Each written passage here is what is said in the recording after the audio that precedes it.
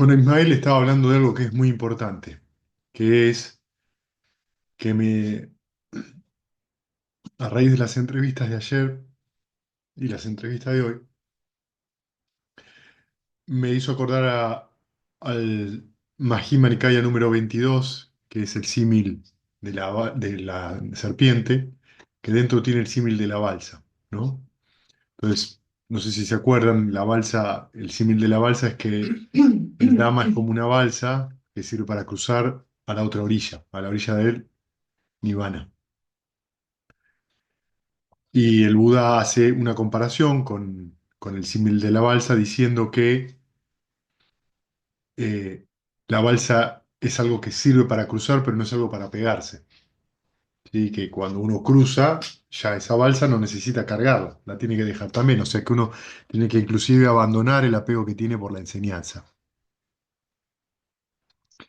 Mientras tanto, mientras tanto, cuando uno todavía no cruzó la enseñanza, y no solo la enseñanza, sigue siendo la balsa. El Buda es la balsa, el Dhamma es la balsa y la Sangha es la balsa. Es muy difícil practicar solo.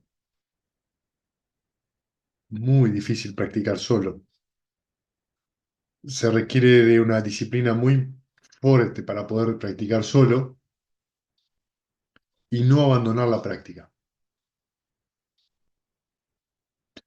Cuando uno tiene una sangha, un grupo con el cual comparte las prácticas, entre otras cosas, sirve porque justamente el encontrarse con la gente que practica te sirve a vos como estímulo, como forma de volver a conectar con la enseñanza, porque si ustedes observan con atención, una de las cosas que ustedes me mencionan es, yo cuando medito me siento muy bien en la vida cotidiana, cuando tengo que observar lo que tengo que observar, no me resulta tan fácil.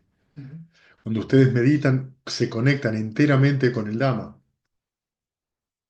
Cuando ustedes dejan de meditar, parecería que una parte de su mente dice, bueno, ahora vivir, olvidándose de que pueden seguir viviendo sobre la misma balsa. Es una balsa grande, ¿eh?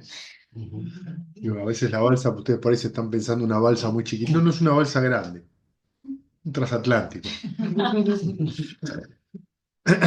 La balsa sirve para eso, para cruzar, no sirve para hacer fiestas, ni para entretenerse, pero sirve para cruzar. Y la sanga muchas veces cumple esa función de balsa.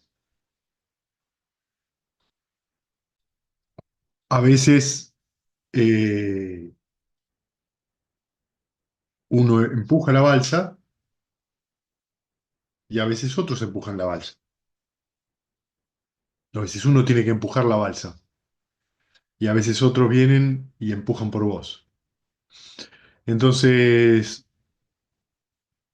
cuando pasan demasiado tiempo lejos de las actividades de la sangha, no digo de esta sangha, de cualquier grupo budista con el que ustedes se sientan, budista o el que ustedes sientan afín, empiezan a sentirse que hay una lejanía. Entonces, cuando vienen por ahí a la actividad, dicen, ay, qué bueno, me siento bien de vuelta. ¿Qué pasó?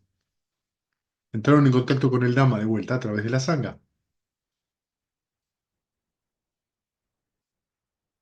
Lo que a ustedes les tiene que mostrar esto es, oh, no se olviden, tienen que participar de las actividades de la sangha, porque les sirve como recordatorio. Va a haber un momento en que van a poder no hacerlo y se van a sentir muy bien igual.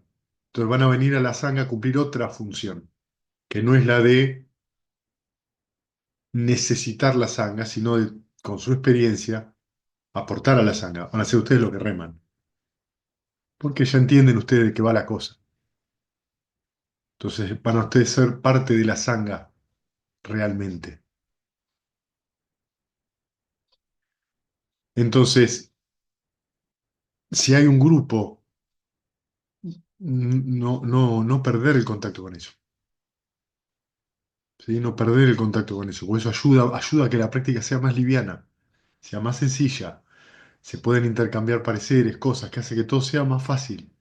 ¿Sí? Cuando estoy solo, todo es más complicado. No es que sea imposible, ¿eh? No es imposible, pero hay que tener como una determinación muy férrea. ¿Sí?